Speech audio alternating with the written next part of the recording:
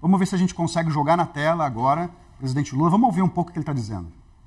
Eu digo sempre, Renato, que a gente tem uma pessoa para tentar fazer um projeto e 10 pessoas para dizer que não vai dar certo o projeto.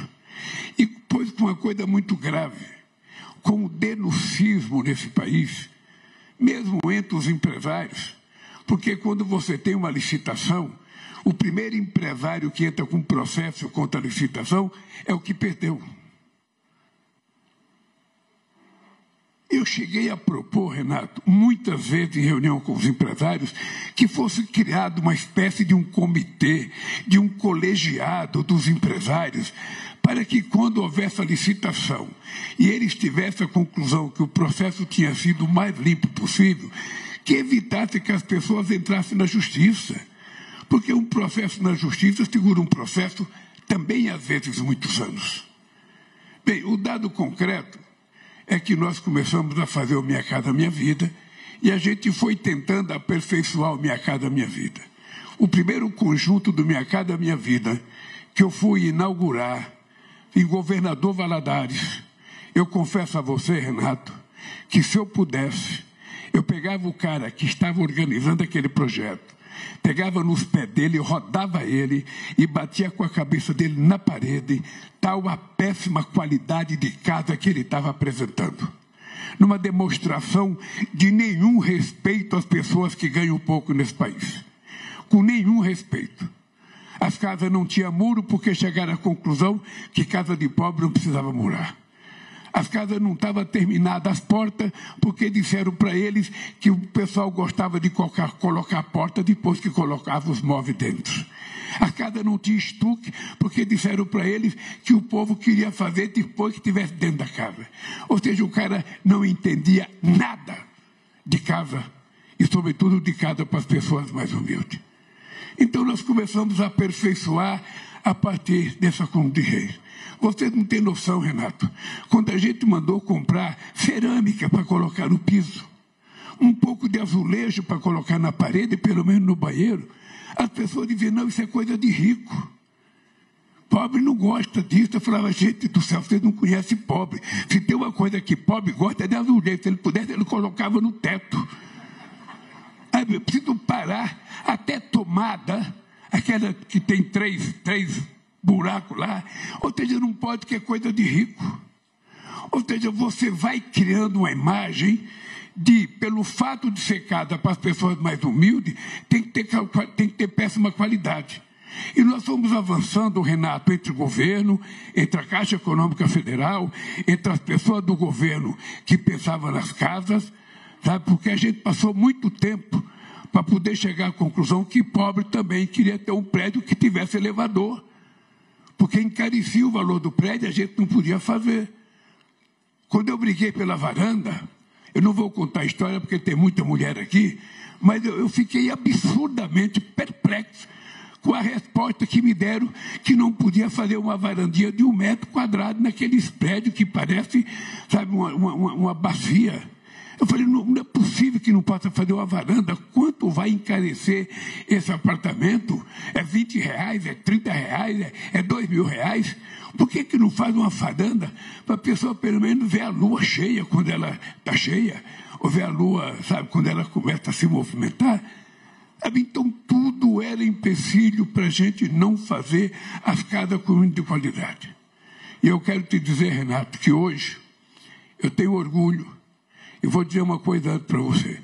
Eu estava dizendo para o meu ministro da cidade, não vou dizer o Estado, mas tem um Estado que fizeram um conjunto habitacional de 3.000 casas, e nós não vamos inaugurar essas 3.000 casas se a gente não tiver repartido aquilo com campo de futebol, com quadra, com escola, com área de lazer, porque se eu entregar 3.000 casas num bairro único, eu estarei entregando, sabe, uma coisa que vai virar uma coisa muito ruim no futuro. Muito ruim. Não é possível você fazer 3.000 casas sem levar em conta que tem que ter acesso à cultura, ao lazer, sabe, que a molecada tem que ter escola, tem que ter creche. Senão vai virar uma balbúrdia. 3.000 casas são 12.000 pessoas, é uma cidade.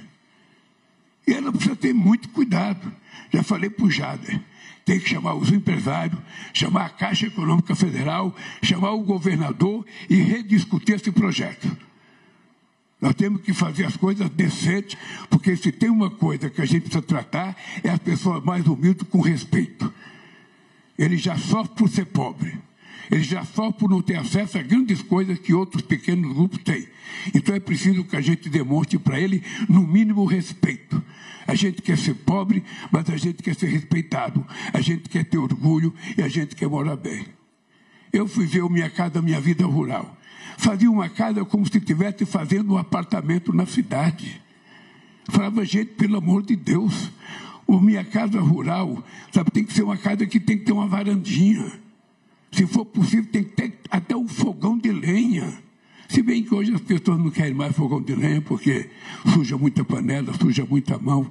As pessoas preferem um fogãozinho elétrico. Mas é preciso que a gente tenha criatividade.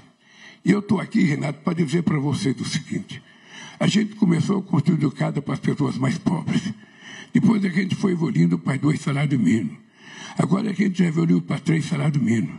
Já passamos para 4. E a gente quer fazer casa para mais de 4, para atender um setor médio da sociedade que ganha 6 milhões, 6 mil reais, 7 mil reais, 8 mil reais, e que ele não se sente atendido pelos programas habitacionais do governo. E é justo que uma pessoa que ganha 8 mil reais, 9 mil reais, 10 mil reais, seja atendido por um programa do governo, porque essas pessoas trabalham. Essas pessoas são bancários, são metalúrgicos, são químicos, são gráficos, são pessoas que trabalham por conta própria, são pequenos empreendedores, e nós temos que atender essa gente. Então, nós temos que criar condições para que essas pessoas não sejam marginalizadas. Porque aí vão dizer, o Lula só pensa no pobre, o Lula só pensa no pobre, tem que ser muito pobre para o Lula poder cuidar. Não, nós queremos cuidar do povo brasileiro. Só que tem uma parte do povo que precisa da mão do Estado. E tem outra que não precisa. E essa que não precisa, a gente também tem que tomar cuidado, facilitando a vida dos empresários. Por isso, Renato, eu quero dizer para você uma coisa. Olhe bem nos meus olhos. Olhe bem nos meus olhos. Não faltará crédito para a gente fazer as casas neste país. Não faltará. Eu fico perplexo. Porque quando eu penso que eu estou resolvendo os problemas, eu vou dizer 2 coisas para você. Eu vi na televisão um dia desse. 4 milhões de famílias nesse país não têm banheiro. Eu não quis acreditar. 4 milhões de famílias não têm banheiro. Eu fico imaginando, Renato, eu morei num cortiço, num bairro lá em São Paulo, na Vila Carioca. Não sei se tem alguém de São Paulo. É um bairro ali perto do Museu do Ipiranga. Eu morei numa casa em que moravam 27 pessoas no quintal. Eu morei com a minha mãe e com 8 irmãos. Era uma casa com 27 pessoas morando. Era uma casa que tinha um banheiro só, não tinha descarga, não tinha chuveiro. E quer que eu fale a verdade, não tinha nem papel higiênico. Então, eu sei o que é uma pessoa não ter um banheiro. Banheiro é a coisa mais simples. E como é que pode ter 4 milhões de pessoas que não têm banheiro? Falei para o Jado, pode preparar um programa, porque nós vamos fazer os banheiros que as pessoas precisam. Porque se um governo não tiver condições de fazer um banheiro para as pessoas, não tem condição de nada. Não tem condição de nada. E não é explicável. Eu vou te falar, Guilherme, que depois não vem a Fazenda dizer, isso é gasto. Não vem dizer, porque isso não é gasto, isso é decência, isso é respeito. E nós temos que fazer, gente. Eu vi na televisão as pessoas indo para o mato. Não tem lugar para tomar banho. Não tem lugar para fazer a necessidade fisiológica. Como é que se explica num país que é a 10ª economia do mundo? Então se prepare, Renato, que vocês vão ter que ter um sistema especializado de fazer banheiro. Banheiro pressupõe uma pequena construção, pressupõe um pequeno encanamento, pressupõe água, pressupõe um chuveiro. Não é só o vaso sanitário. É fazer uma coisa digna de respeito para as mulheres que trabalham no campo, para as pessoas que nunca foram numa cidade. Então nós vamos fazer isso, Renato. Se prepare, porque o próximo engenharia tem que se preparar, virar especialista em fazer banheiro para a gente tirar 4 milhões de pessoas. E também a gente acabar com essas casas que não tem telhado, essas casas com palha de coqueiro, que aí, sabe, a doença de Chagas aparece com muita facilidade. Então nós vamos ter que tratar com muito respeito. Eu estou feliz, Renato, porque se não fosse a compreensão empresarial, a gente não teria o sucesso que a gente tem no Minha Casa Minha Vida. E nós achamos que é isso mesmo. O governo, ele pode ser o indutor, mas o construtor é quem sabe construir. É quem sabe, é quem tem experiência, é quem tem expertise, e é quem pode ajudar a tirar esse país da situação que ele é jogado. Se você imaginar a quantidade de casa que foi feita nos últimos anos, é nada. Se você imaginar que esse moço, meu ministro da cidade, encontrou 87 mil casas. Eu tenho inaugurado casa em estado do Brasil, começado em 2013, 2014, 2015, paralisado. Ou seja, não tem explicação alguém paralisar uma obra. Muitas vezes por responsabilidade do governo, que não tomou as medidas necessárias para que a obra não parasse. Então, companheiros e companheiras, eu não sei se as companheiras são todas empresárias também, se são, eu quero dizer para vocês, esse país vai voltar, que é o meu sonho. Eu disse para vocês que eu ia voltar a ser presidente para tentar levar o Brasil à normalidade democrática, a normalidade civilizatória, em que as pessoas podem se conversar, as pessoas podem estar em partido diferente, as pessoas podem torcer para times diferentes, as pessoas podem frequentar religião diferente, mas nós temos que aprender a conviver da forma mais civilizada possível. Eu não preciso gostar de vocês e vocês não precisam gostar de mim. Nós só temos que nos respeitar. Nós só temos que saber qual é a tarefa de cada um, qual é o papel de cada um. Se a gente fizer isso, a gente vai estar construindo a sociedade que todo mundo quer viver. Uma sociedade democrática, uma sociedade civilizada, uma sociedade que respeita uns aos outros, independente do que a gente pensa, e uma sociedade que possa fazer com que aqueles que nunca tiveram chance, tenham chance na vida. É isso que nós vamos fazer. Por isso, Renato, eu estou muito satisfeito, porque nós estamos com o menor índice de desemprego desde 2012. Por isso nós temos com o maior crescimento da massa salarial desde 2014. Por isso a gente está vivendo uma situação boa, com a inflação controlada, com a economia crescendo acima das previsões. Você lembra do mercado, como é que dizia? Você lembra dos especialistas que aparecem na televisão? A economia não vai crescer só 0,8%, cresceu 3%. A economia vai crescer 1%, vai crescer 3% ou um pouco mais de 3%. E por que eu digo que vai crescer? Porque as coisas estão acontecendo na macroeconomia, na média economia e na microeconomia.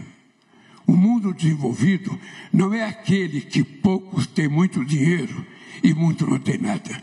O mundo desenvolvido é aqueles que muitos têm pelo menos um pouco.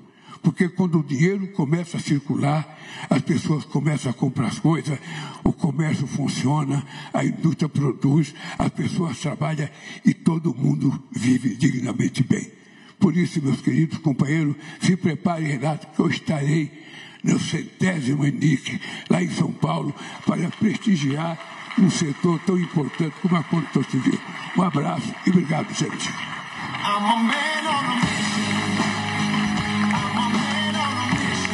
Esse foi o presidente Lula que falou agora num evento da construção civil. Alguns pontos aqui que eu anotei, né? Ele prometeu que não vai faltar crédito para construir casa no país. Ele cobrou muito também os empresários sobre a qualidade dessas casas. Ele citou exemplos de inaugurações que ele fez anteriormente do Minha Casa Minha Vida, em que a qualidade não estava do jeito que ele queria. Citou também que 4 milhões de famílias brasileiras ainda não têm banheiro e disse que uma grande função, né, da indústria da construção civil é fazer casas com qualidade para que as pessoas tenham dignidade na moradia.